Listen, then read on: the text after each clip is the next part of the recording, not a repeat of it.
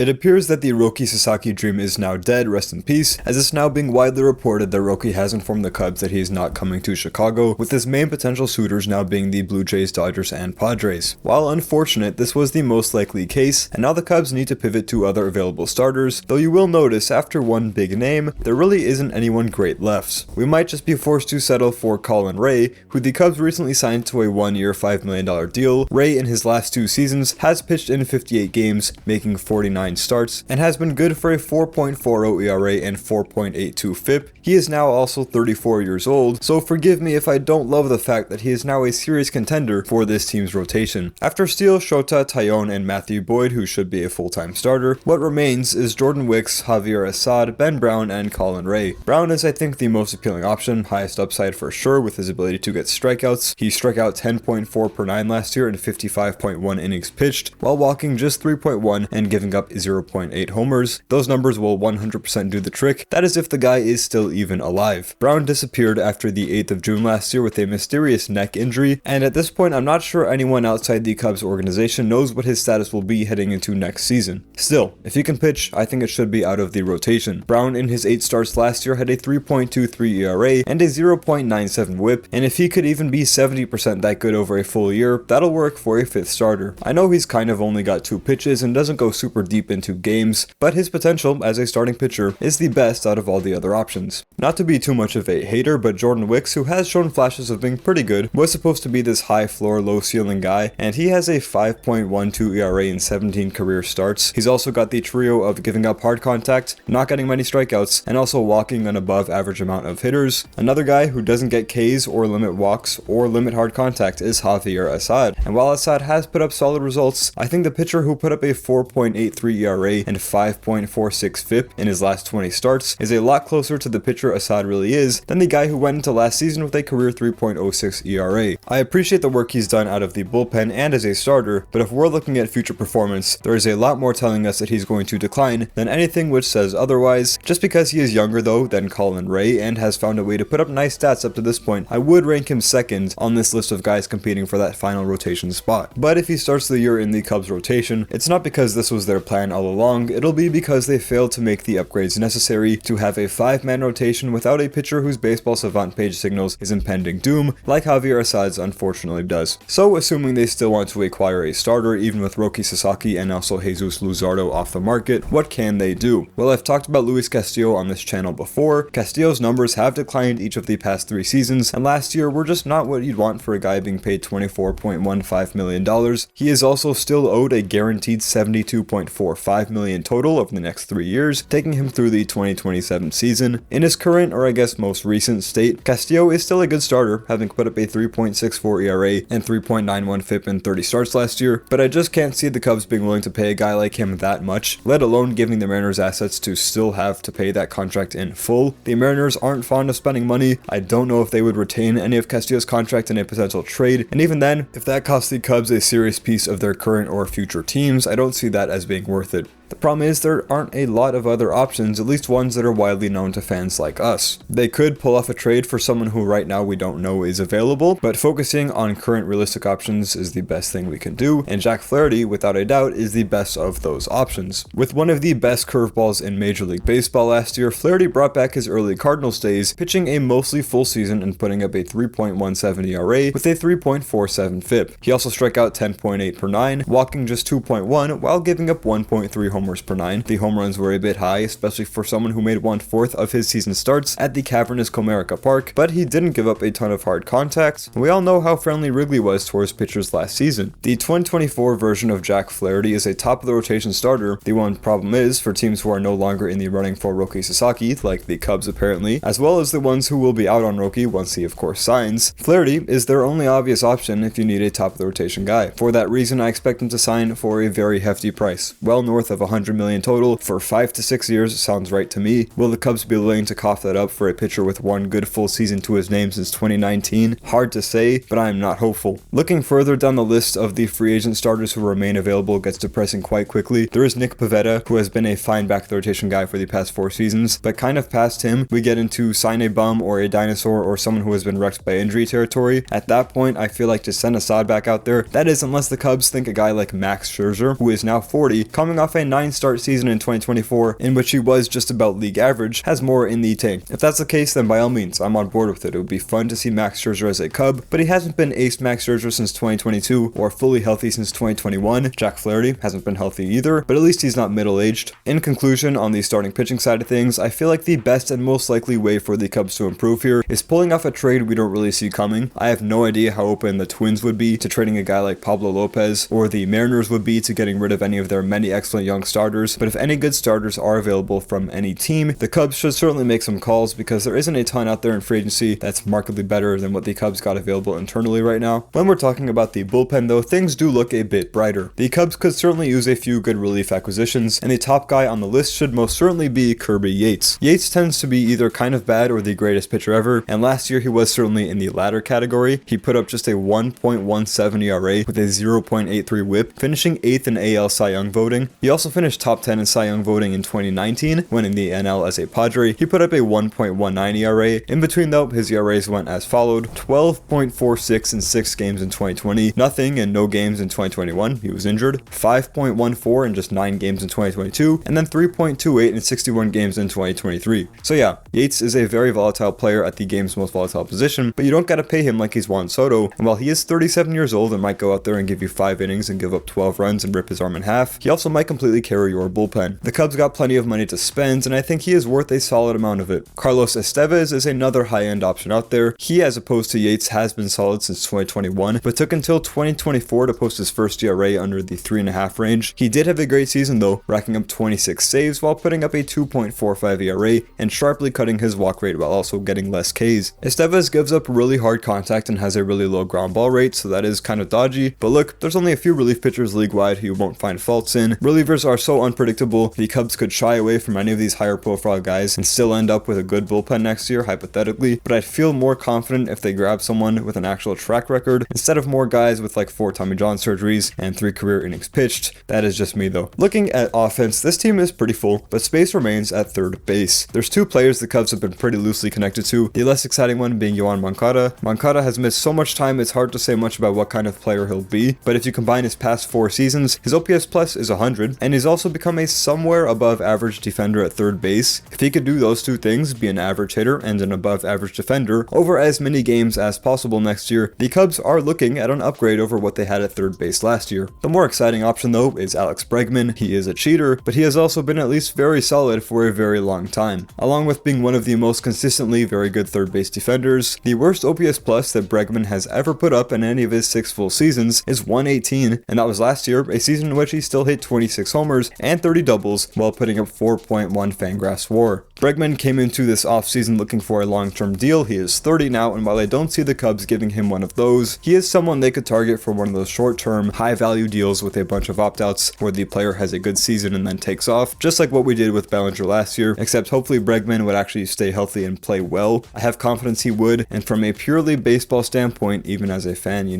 might not like him, I think he would make an excellent addition to this Cubs team. So there you guys go. I've mentioned a few possibilities for what the Cubs could do next this offseason. Go ahead and tell me and everyone else in the comments below what you see them doing next or what you think they should do next. Leave a like as well and subscribe please, and I'll see you in the next one. Thank you for watching.